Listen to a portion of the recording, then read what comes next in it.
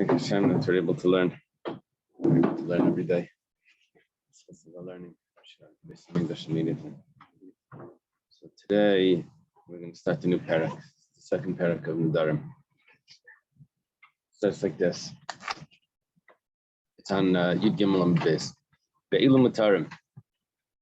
Following Nedarim are permissible. They don't become prohibited.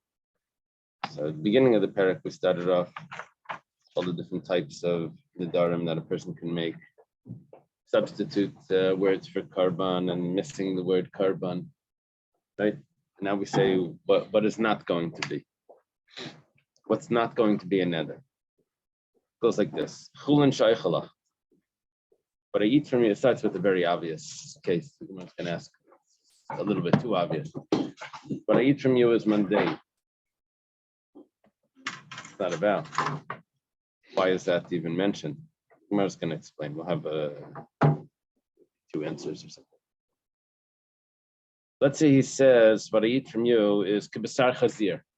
It's like pig meat. Ooh. Or, what? Let's say he says, you'll see, it's not so simple. It's like an idol. What I eat from you is like an idol. But let's say he says, ka'iris levuvim. Like they used one of the ways of bringing an offering to the idols, they would take the animal and they would cut a hole in the chest of the animal and they would pull the heart out while the animal is alive. Not anymore. Body parts. Then they would offer up that harvesting organs, and then they would offer that, and then they would offer the rest of the animal.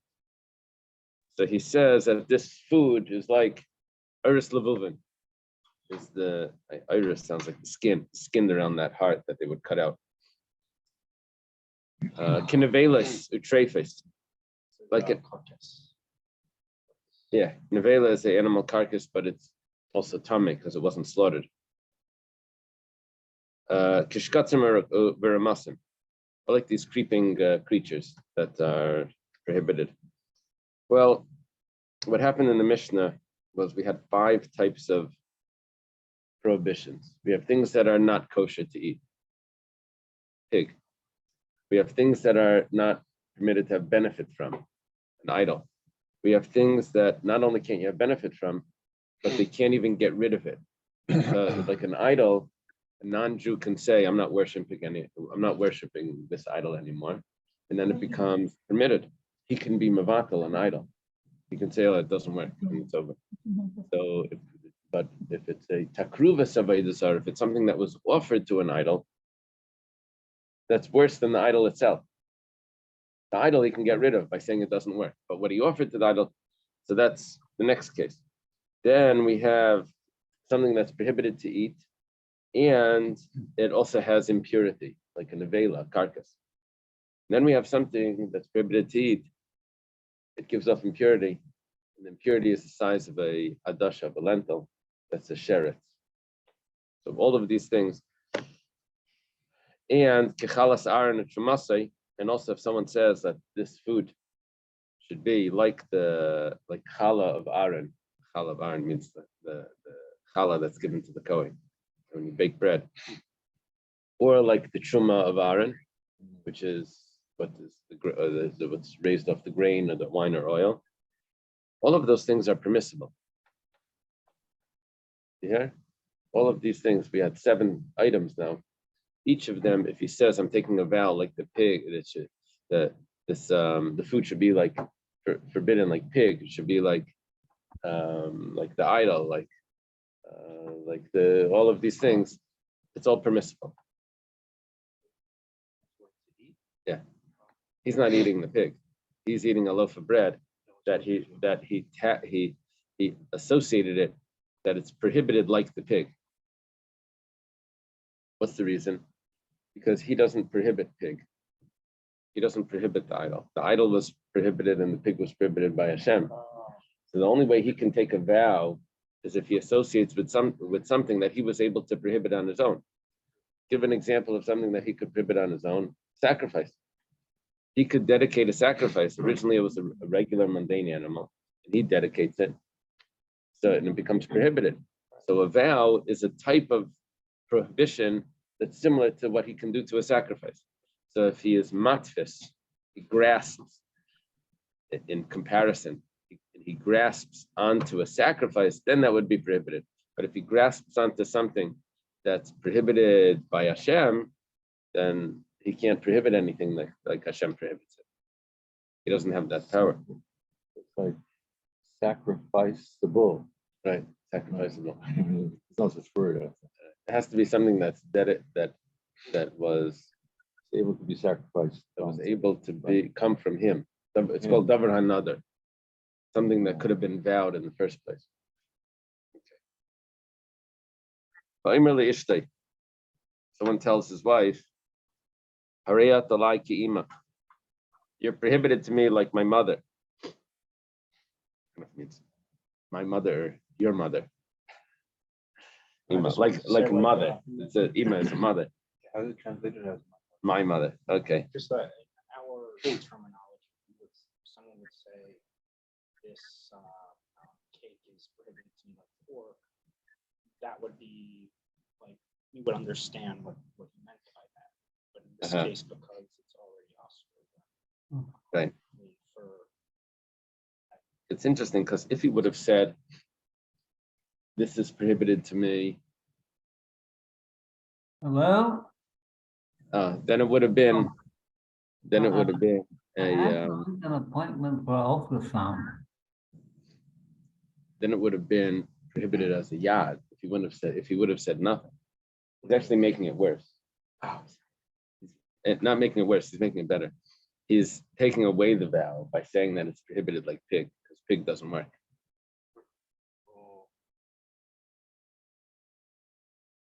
Okay.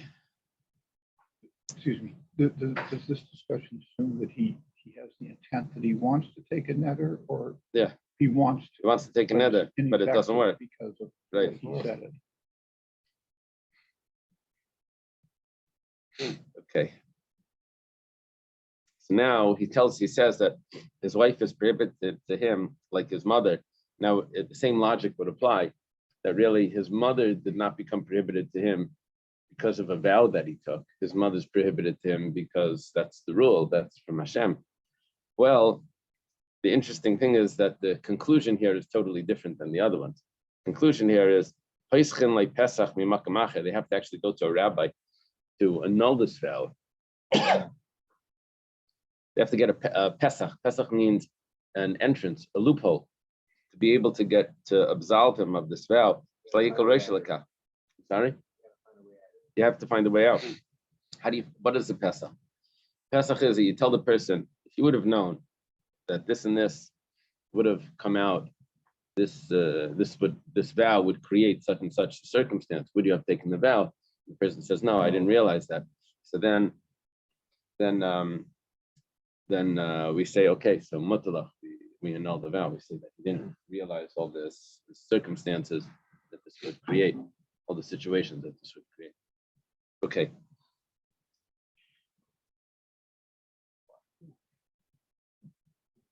Why over here is that one's prohibited by Hashem, just like the other one. The reason is that it's common for a person to get into a fight with his wife. It's common for him to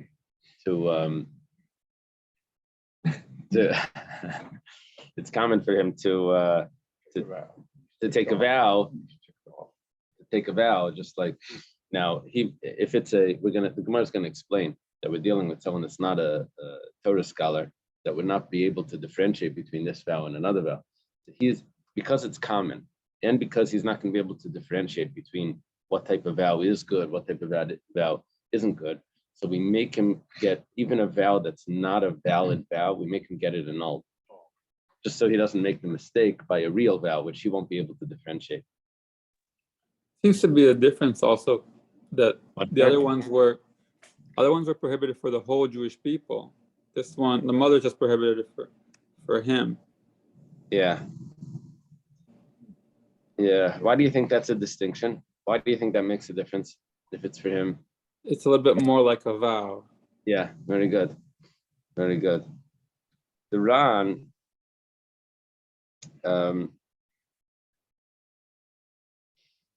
if you look in the Ran by Kechalas Aaron, look at Shumasai, you see that Ran? He has this little, there's a star in there. He says, Sha'afal pi, she'asal zeh, mutal zeh.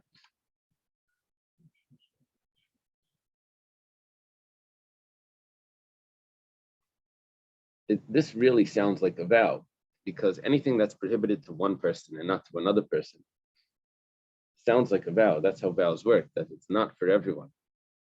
The other things are for everyone. He says when it comes to the challah, so it's permitted to the Kohen, forbidden to people that aren't the Kohen. That sounds like a vow. So he says, yeah, but nevertheless, that's coming from Hashem. It's not. The logic, what Daniel is bringing up, is that anything that is only for one person looks really like a vow, but nevertheless, it's not, because it's really coming from Hashem. So that where it's not across the board, that makes it more of a vow. Okay. Now the Gemara says, what's the reason why we said that it wasn't a vow when he says, what I eat from you is mundane? Because he said, what I eat from you is mundane. Let's say what it said, what I eat from you, Ha'amar lachulin shaykhalach. Let's say he says, what I eat from you is not mundane.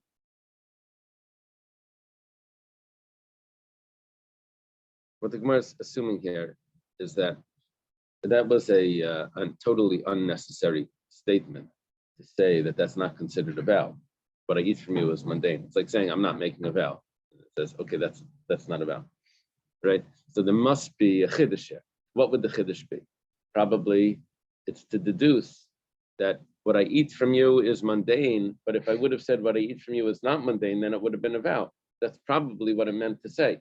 It said it in this way, but it's coming to teach me something that's a chiddush.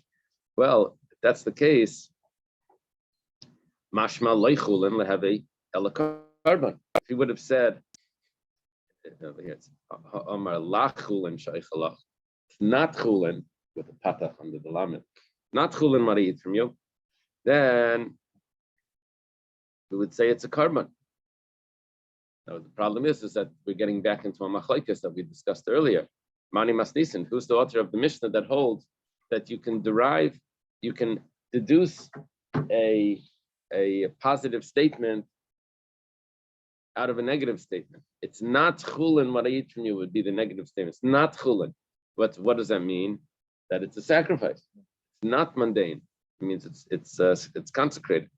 Now, Reb Meir, if you say that the author of the Mishnah would be Reb Meir, he doesn't hold of this. Reb Meir holds that you have to spell it out.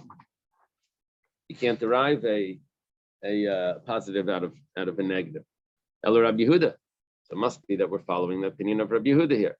And we're saying that it would be a vow. Hainu Reisha. The problem is, now you're not telling me any chiddush. We had those Mishnayos earlier. We know Rabbi Yehuda's opinion, that where he says, La chulen shaykhalach. I'm curious, who do we know who we go by? Do we go by Yehuda? Naftali? Do we pass like Rabbi Yehuda or Rabbi Meir? We go like Rabbi Yehuda. We almost never go. Almost always a good bet to go against Rabbi Meir. Didn't they say they couldn't They understand? couldn't his logic? understand it, right? It was too deep. So in this case, we do infer the positive from the negative? The halacha would be, I think we mentioned before, that we do go like Rabbi Yehuda. We had a round like that. What's that? Kiva, Rabbi Meir was student of Rabbi Meir against anybody. Almost always. Against Rabbi With Meir. the exception, though, When the names are specified, right? Rabbi Yehuda, he was a peer of Rabbi Meir. In that sense. Okay. So the Gemara says, "I did the tani kibasar chulin kavay diskechavim lahachi tani chulin." No. It's not coming to teach me this chiddush. It's coming to tell me you were mentioning some things that weren't the vow. So we threw this one in also. It's comparing it to those other cases, how much of a not a vow they are.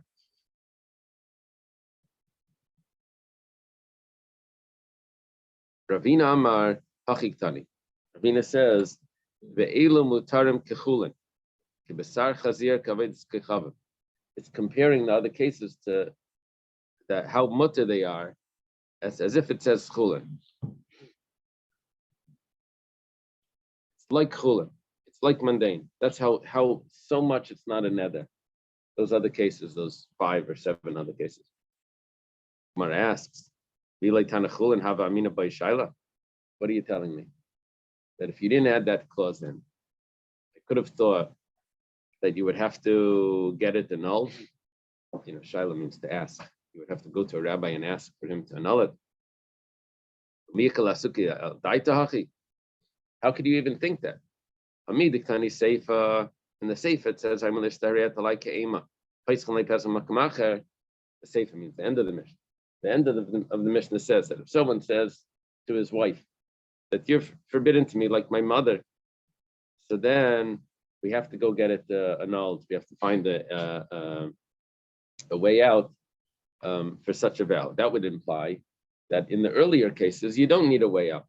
So we all understand that there's a big distinction here. So why does it have to tell me that chulin shaichalach, telling me that all the cases are similar to as if it's mundane? Rather, the answer would be chulin memela naspa. And one of the commentators here said, kedi naspa. Kedi means for not. It just put it in there just because it's giving a list, so it threw in another thing in the list. But it's not really a chiddush on its own. There's no. It's not teaching me anything. Just sometimes when you have a list, so you try to make it complete. So.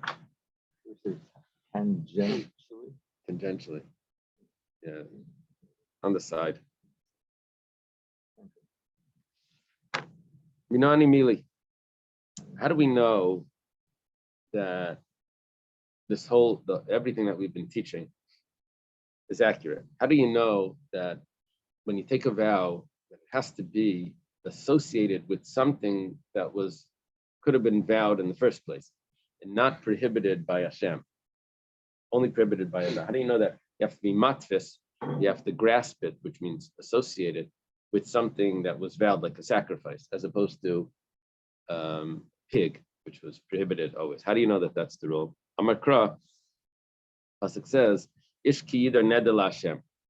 A man will take a vow, will vow a vow. Yidar is to vow, right? And neder is the noun. A vow. So that tells me that when he vows, sheyidar, when he does the vow, the davar another, he's supposed to take the vow and associate it with something that's already a vow. Sheyidar neder. He vows a vow. He vows that this is prohibited, just like something that was prohibited as a vow, which would be like the sacrifice. If that's the case, the Gemara is not satisfied with this. It continues to read the pasuk, and the pasuk says, "Daksiv lesser isar al nafshay," to prohibit a prohibition on his soul, and to lesser isar, to prohibit a prohibition would imply that he can take the vow and associate it with something that's prohibited, which could be like pig. This is food is prohibited to me like pig. If I continue reading the pasuk, that's what that implies. So the Gemara answers, lesser ismi baile lekatani. No, that to prohibit a prohibition on a soul is coming to teach me something else. What is something that's prohibited in the Torah? When it says to take an oath, of a prohibition. So the Gemara before said that it's referring to when someone says that I'm not going to eat today, just like it's the yard site. So that was teaching us that he could prohibit another day. He can prohibit a day, was referring to an oath, where a day becomes prohibited, that he's not going to eat, and then he associates today with that. I'm not going to eat like the yahrzeit. I'm not going to eat today just like the yahrzeit, or just like the day that Gedalia, right, which is a rabbinic fast.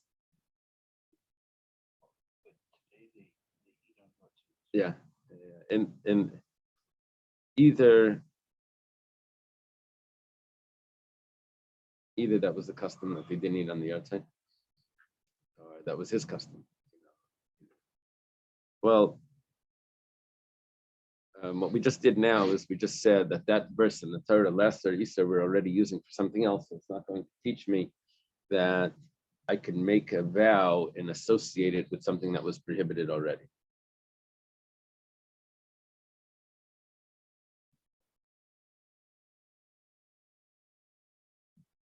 Ron adds in some details here. Says that it could be that a person wouldn't have eaten anyway on a day that is a day of a yahrzeit, because he feels the pain. Yeah, we spoke about some people who fast on the Lord's side. Right. So, but nevertheless, that's not, the fact is he did take a vow anyway that he wasn't going to eat. So we're going to associate it with the vow, even though he wouldn't have eaten anyway. He said, what's the chiddush of that? So we say, well, Yom Shenera Gedalia ben Achikam, that was the chiddush.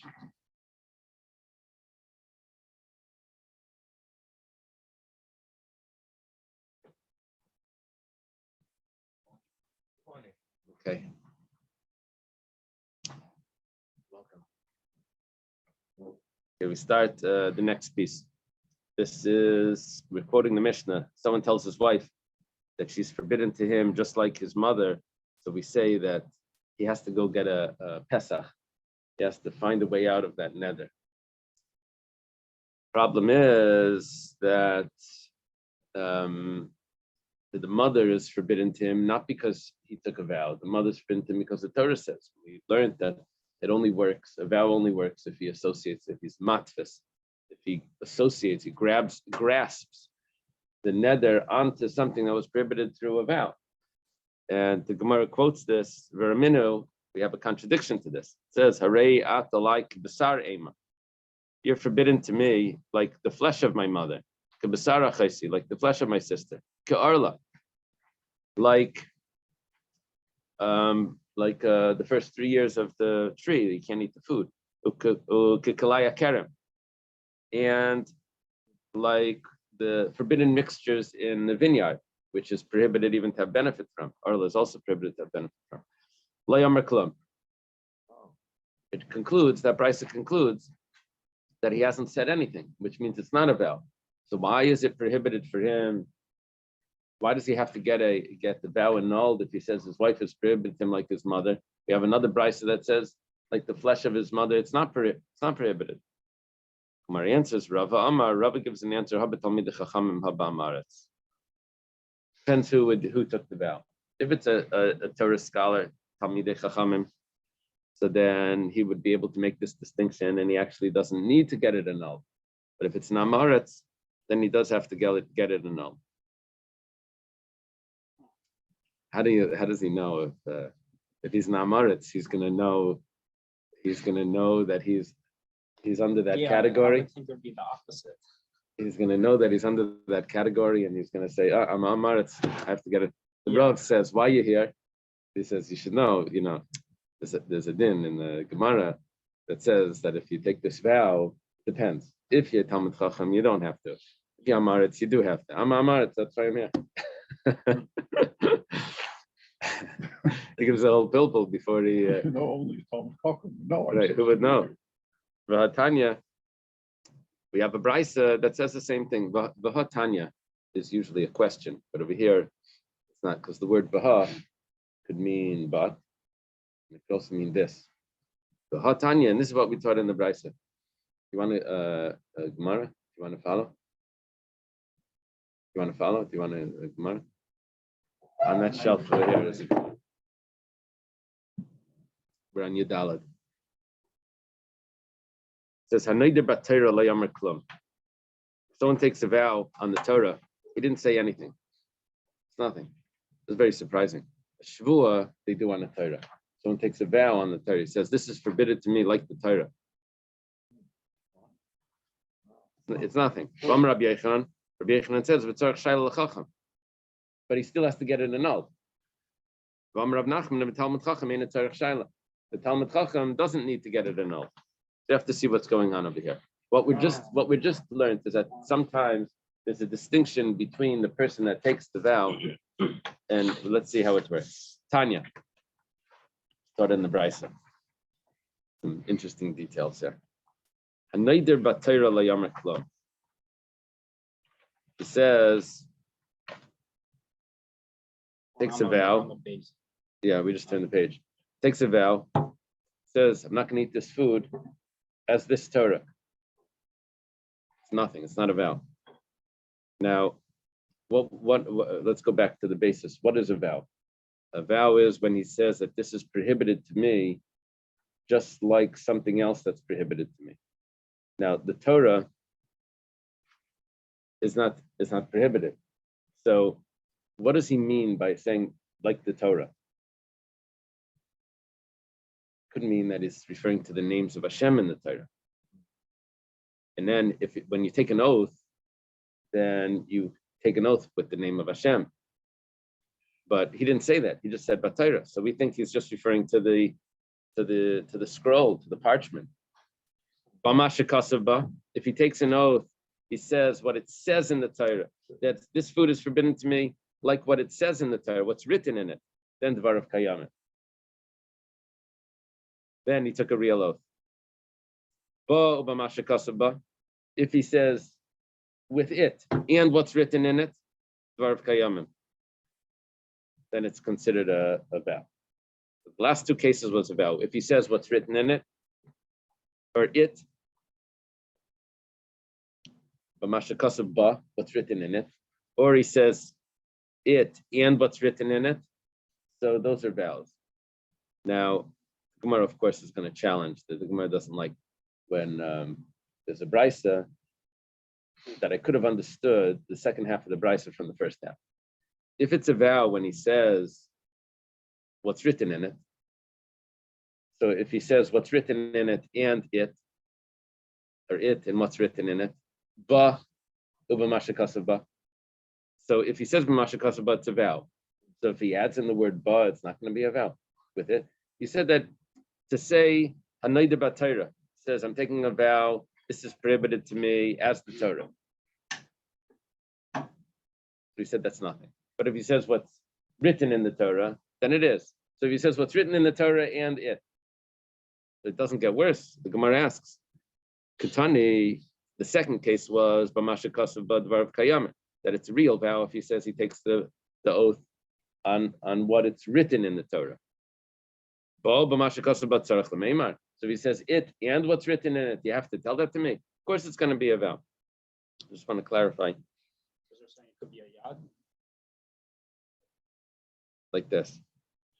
There's two interpretations here that are basic interpretations. Three interpretations. The two of them are the same, almost. The Gemara is going to discuss that what's the issue over here.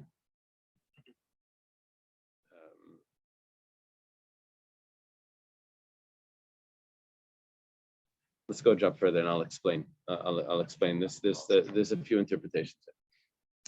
I should tell you. Okay, so I'll explain now. Look, the Raavad has a nice interpretation. The Raavad's interpretation goes like this. It's based on the Yerushalmi.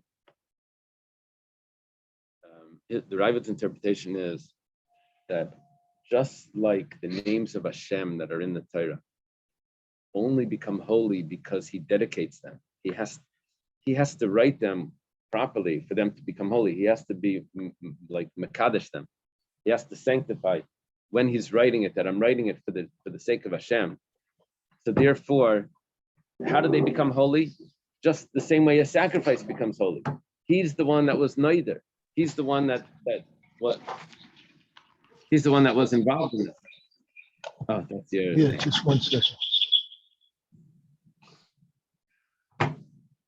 Okay. So so if that's the case, so then when he says what's written in the Torah, what does it mean written in the Torah? It's referring to the names of Hashem, that he was the one that dedicated. And then that would be an actual vow. It's Question. based on Yerushalmi. Yerushalmi says, yeah, you want to ask? If Torah Kuchabrichu Chadhu, what's the difference between, you know it's a vow if he says Hashem, if he just says Right. Torah? Right. Right. Nobody You're getting knows. into a very philosophical I discussion always do. because when you take those concepts, they have to only specifically be referring to exactly what you're referring to. Otherwise, you say, look, someone can say, this is Hashem. What do you mean, this is Hashem? This is no, this is Hashem. So I'm going to dive into this. Hashem is everything, right? So, no, you have to, it says, We need to minimize the infinite. no, but when you're talking about a vow, you're talking about the way people talk, what they're referring to, what their mindset is. So it's not like how it is in physics, how it is in Kabbalah, how it is in, it's the language of people. So that it has to work with that. That's always beautiful. So what Yerushalmi says here is that when it's written in the Torah, it's actually referring to not the way the Bavli is going to say it. We're going to talk about the names of Hashem. Yerushalmi says when he takes a vow based on what's written in the Torah, he's referring to the sacrifices that is written in Sefer Vayikra. So what's written in the Torah, I'm taking this vow that this should be prohibited, just like what's written in the Torah. What's written in the Torah? The carbon oil, the carbon shlamim, the mincha, all the things that he's able to dedicate. Okay, so we left off with the question that why is there a distinction? Why does it have to specify ba, mashakasav ba Torah and ba? If it already said ba mashakasav, but if it already says what's written in the Torah is a vow, then what's written in the Torah and it is also going to be a vow. Rav Nachman like Kash. And give a few answers there. Rav Nachman says there's no question. Depends. Is he holding the Torah or is it on the ground? Now, there's two interpretations with what it means on the ground. On the ground could mean that it's literally on the ground. And then, if it's literally on the ground, then obviously he thinks that this Torah was not even written in yet. It's just the scroll. It's on the ground. It's brand new. It wasn't not brand new. It's before it's brand new. It wasn't even written. Why is it on the ground? It's one interpretation. Get where I saw that. I saw it in the round somewhere.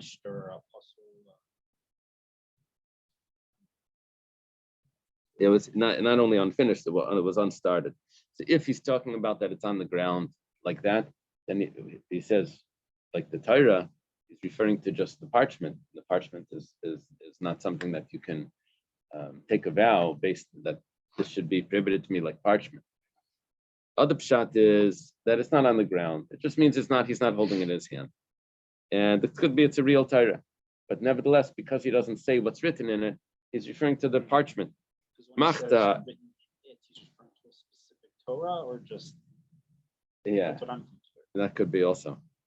So if he just says Torah, there is a Torah there, but he's not holding it. So machta ara daita gvile. Let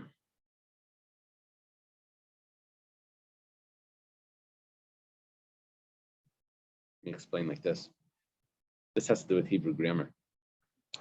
Anoider bat Torah. In the Torah. Now, bat Torah could mean two things. It could mean what's in the Torah. It could also mean what the Torah is written on. Mashakasav HaTorah ba. How do they say? Mashakasav ba HaTorah. On what the Torah was written on. And then he's referring to just the parchment. And that would not be something that he could take a vow to be matfis about. But nakala biyadei, but if he's holding it in his hand, then daitel askarish shabbat, then he's referring to the names of Hashem that are in it. Just to. Why is it even called a Torah if it's just a parchment? Tell me again.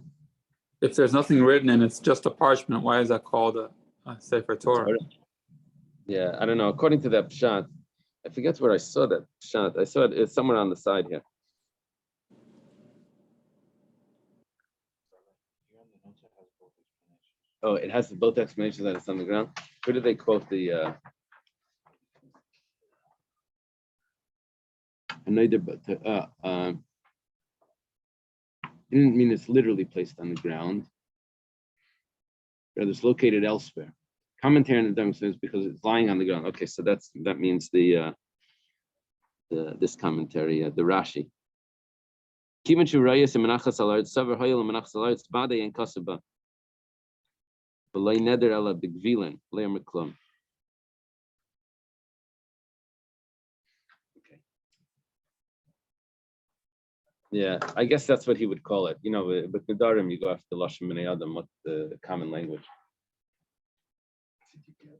No, what was that? Tell me again. Well, I thought maybe if, I said, when you say ma, it's koach ma. You go back to the same thing again. Chachma? Yeah. No, it's ba, not ma. Oh, bameh, Yeah. bamesh, or b'mashe kasaba. So Okay. reading- That's how they learn it in Gan Eden. No, I'm doing it on this.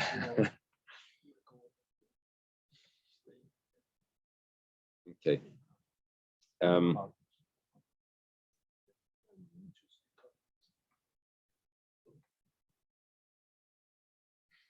So the way it would work like this, the way we have to explain this Gemara, you remember we had an extra case here. So if he's holding it in his hand,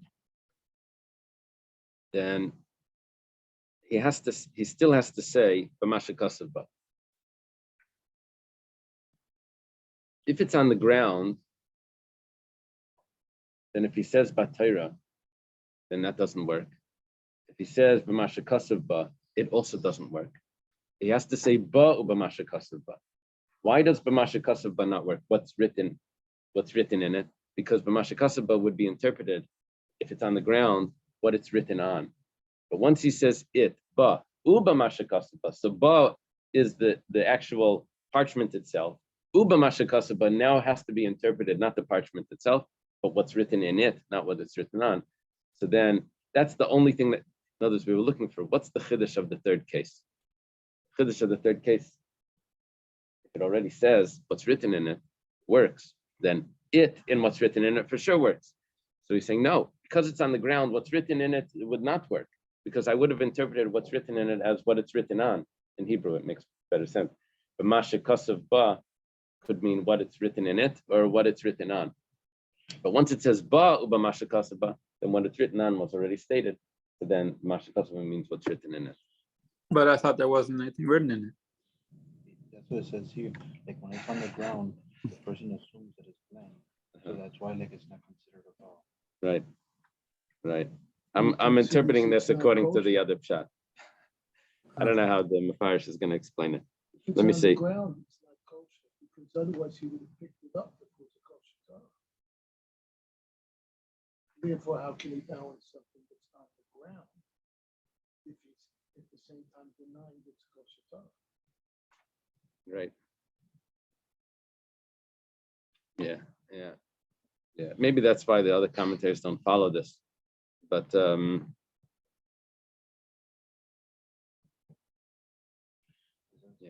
he's obviously referring to this Torah itself, right? What's written in this. What does it say there? It says, commentary on the Nedarim explains that because the Torah scroll is laying on the ground, the one making the vow apparently assumes that It's not just kosher, blank, right? It's just blank parchment, which is not consecrated Right. at all. Yeah. Therefore, no So Reb Daniel, the way we'll explain it is like this. If it's laying on the ground, then he assumes that it's blank. We don't know what it is. We're going to assume that he assumes that it's blank if he says Hanayda Batayra, or if he says Ba. But once he says B'mashe kasav ba, then we'll assume that he knows that it's real. That's how the Mefarish will explain it. Okay, now we have a new answer. Iba Yasema, Demachta Alara. Talking about all three cases, it's all on the ground. He's not holding it on the ground or on something else. Kamash Malan, and the Chiddush is Dafagav the Machta'ara, even the Amar Bamasha Kasaba. Once he says Bamasha Kasaba, what's written in it, Mahani, it works. Zuvein Tzarech Lemazu Katani. Zuvein Tzarech Lemazu is, I told you the bigger Chiddush first, and I don't have to tell you what I'm about to tell you. And it goes with, it's like, it goes without saying. Now, so why do you have to do that? Because it's trying to tell me where the Torah is situated. So it spells it out with ba ubamasha kasava. So now I know that we're all three cases are dealing with when it's on the ground. Now let's go through. If he says batayra, it doesn't work. If he says bamasha kasava, it does work. If he says bamasha kasava, it does work. And for sure, if he says ba bamasha kasava, why do you tell me that? Because I wanted to tell you that it was on the ground. So I told you the third case just to tell me that it's on the ground. But the truth is that it would really work for Masha Kasaba as well. Biba Yisema, third shot, yeah. Kula, the Bach takes out the word Mitziasa. Kula Nami, the Nakat Lebiyadi. All cases, all three cases, A, B, and C, are all on he's holding it in his hand. But Kamash Malan, the Ran has a different gear here. The Chiddush here is, given the Nakat Lebiyadi, since he's holding it, Afagav the Layamar Elaba, even though he only says ba, command Amar b'masha kasav badami. If he would say ba, that would also work. We did this before. We sometimes we say that if it's as if he said, knows the case is not part of the din. The opposite. The case is part of the din. It's not part of the case. When he says ba, it's as if he said b'masha kasaba. In it, because he's holding it, in it is enough. It's as if he said what's written in it. We'll start the Mishnah. It says kainam shani yashan takes a vow from sleeping. Sleep is forbidden to me like a sacrifice. Shani medaber, speech is forbidden to me like a sacrifice. Shani mahalech, walk is forbidden to me. Ha'imar le'isha tells to a woman, kainam shini mishamshech. It's forbidden for me to be with you. Hareza b'layachal dvarai. The laws of layachal dvarai, he's violating the rule of violating of you shall not violate, you shall not profane your words. The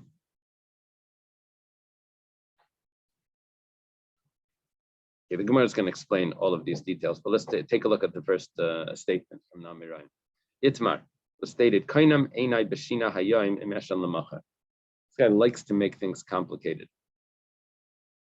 It's forbidden to me to sleep today if I'm going to sleep tomorrow. So there's a stipulation in today's vow based on what he's going to do tomorrow. It's prohibited to me to sleep today if tomorrow I'm going to take a nap.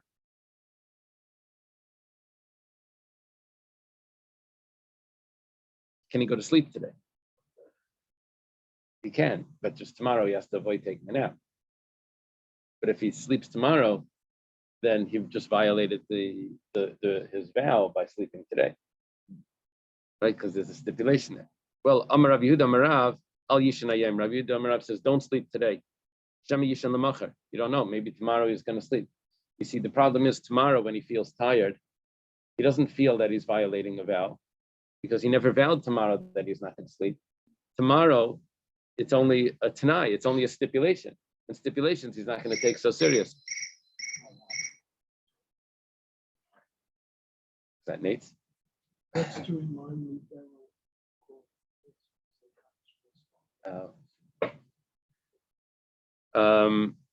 Rav Nachman says no. Yishan Hayayim. There's no problem. He could sleep today. Just has to make sure. And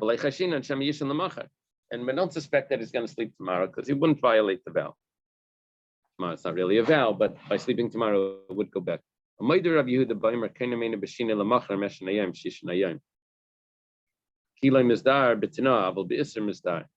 Yehuda would agree that if he would do it the opposite way, Rabbi Yehuda would agree that if he says I'm forbidden to sleep tomorrow if I sleep today. Today you can sleep. Because Kilei Misdar B'Tanah. Why was Rabbi Yehuda all concerned that you're not allowed to sleep today? Because tomorrow you may sleep. B'Isurim Misdar, because tomorrow you may sleep, that was a problem if tomorrow was only a stipulation. It wasn't a direct violation of the vow. The vow he already violated before, just he didn't violate he didn't keep the stipulation. So Rabbi Yehuda was concerned that he won't keep the stipulation, but to actually go ahead and violate the vow, that's Rabbi Yehuda wasn't worried about. So if he did it the other way, if he says, if I sleep today, I'm prohibited to sleep tomorrow, then he's allowed to sleep today. We're not concerned that tomorrow he's going to go to sleep because tomorrow is the actual vow. We're not concerned that he's going to violate the vow. Let's leave it here. What did we learn with the Ari the Kadesh sleep? That would be a tzaddik or something like that. Yeah, it's a